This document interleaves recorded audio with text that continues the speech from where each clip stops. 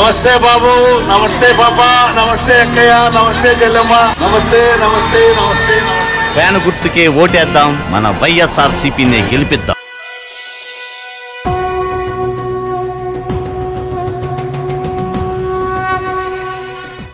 నేను ఊళ్ళో వలివేరు అనే గ్రామంలో ఆర్ఎంపీ డాక్టర్ అండి. నేను మాకు డాక్టర్ రాజశేఖర రెడ్డి గారు ఉన్నప్పుడు మా అందరికీ క్లాసులు నిర్వహించి ట్రైనింగ్ ఇచ్చారు.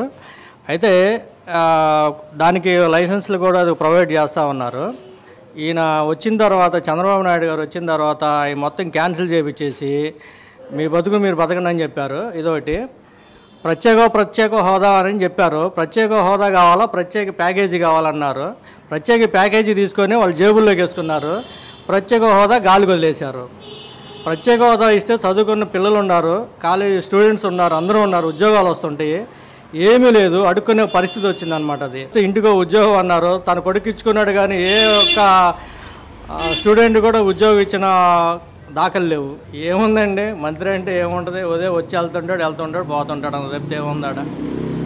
ఇప్పుడు ఎదురుగా ఇంకో 3 నెలలు ఎలక్షన్లు ఉన్నాయి కదా, కనపడ్డాడు వెళ్ళాడు అంతే. ఏం చేశాడు, ఏం చేయలే.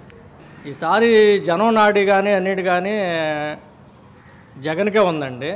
ఎందుకంటే యువతకి అవకాశం ఇస్తే బాగా చేస్తాడనేది అది.